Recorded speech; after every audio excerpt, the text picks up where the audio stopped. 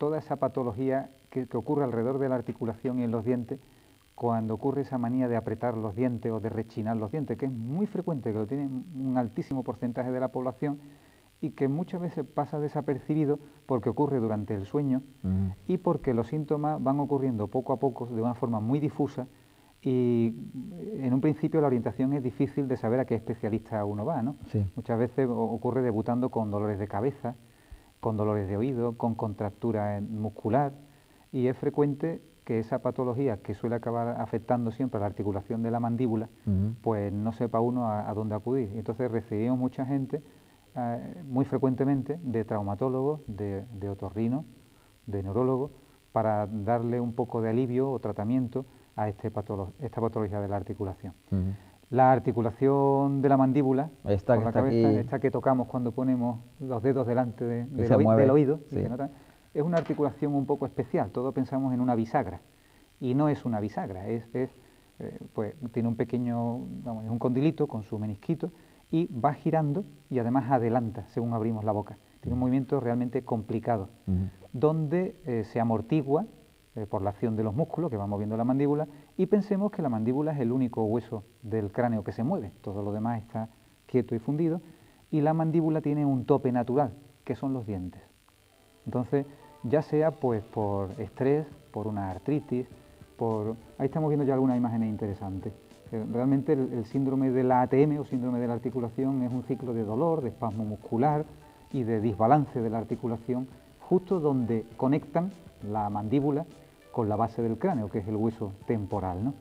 Justo en ese sitio ahí tenéis esa plaquita blanca, que es el menisco, que es ese pequeño acolchado, que el almohadillado. Y los síntomas son típicos de dolor de cabeza, de oído, de dificultad al abrir la boca, de ruidos en la articulación y un dolor muy difuso.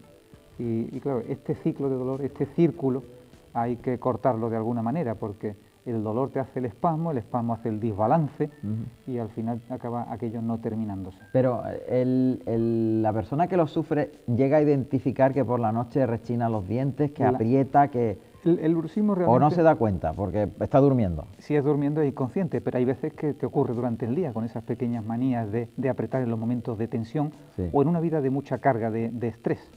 Entonces, tratamientos hay muchos. Hay formas de hacer tratamiento medicamentoso con analgésicos o relajantes musculares.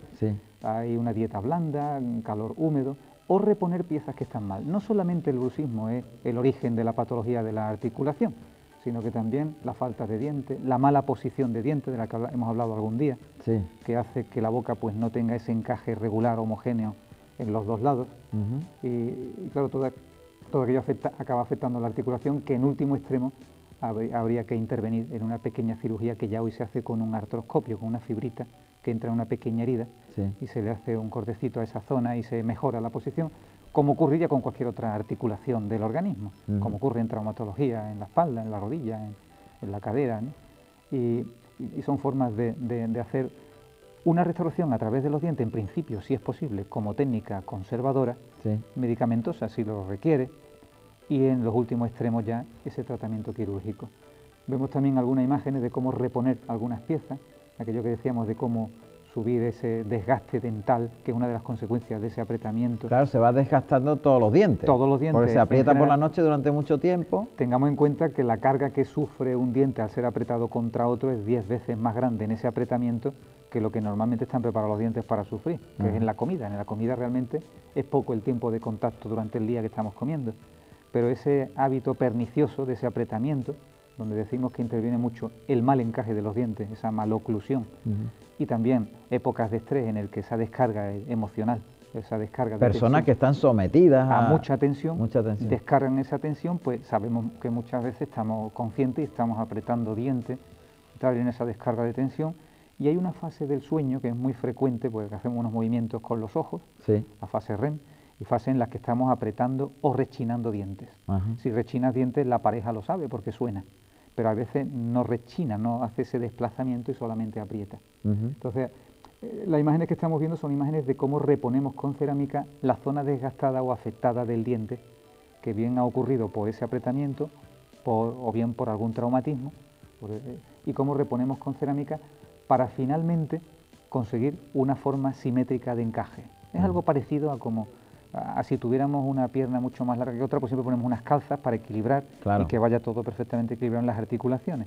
Aquí ocurre lo mismo, pero en pequeñito. Es una articulación realmente complicada, con un tope de dientes y con una compensación doble que tiene que ser muy simétrica. Y eso acaba dando una reacción, si no funciona bien, una reacción en todo lo que la rodea, tendones, músculos, y todo eso crea ese círculo que es tan frecuente, que se ve mucho en la consulta y que muchos de los televidentes estarán identificando como un problema que ocurre, porque es que tiene muchísima frecuencia. También en algún momento, no sé si ahora ya ha perdido actualidad, pero conozco personas que han sufrido este problema y que efectivamente rechinaban los dientes por la noche, apretaban y se levantaban con dolor de cabeza, se levantaban... Es algo realmente frecuente y aparte de lo que supone eso para la pérdida de material dental y también para la estética. Claramente luego todo hay que reponerlo por cómo te cambia el perfil, cómo el labio se hunde en el desgaste de los dientes o en la pérdida, cómo la boca queda cada vez más cerrada, cómo en ese desgaste, ese sufrimiento de la raíz acaba provocando también patología en el hueso, en la propia mandíbula, cómo la transmite, y todo sufriendo por encima de todo toda esa musculatura que rodea la articulación. Es por lo que esta gente que recuerda, pues todo le aparecía como una molestia difusa y dolores de cabeza intermitente que no sabía qué achacar. Porque además, digamos que el músculo que se contrae y aprieta y rechina es uno de los más poderosos, por no decir el más poderoso Hay una serie de músculos que es el massetero, ¿no? Que están haciendo efectivamente la masticación, un músculo muy potente, y que claro, toda esa fuerza, esa tensión tan grande que se llevan esos dientes, pues es similar a traumatismo. Es como una sobrecarga tremenda que se la está llevando al final la articulación, que es ese tope, el tope que está sufriendo todo. Lo que iba a preguntar anteriormente es que en algún caso de estas personas que yo conozco que han sufrido este problema, que es tan frecuente, les han colocado una especie de prótesis protectora, ¿no? Esa plaquita que estás viendo ahí, para ello realizamos unos moldes, hacemos una copia de la boca del paciente, estamos mostrando una plaquita, esa plaquita es una plaquita de relajación o una placa protectora, que la mayoría de las veces es nocturna, de uso nocturno.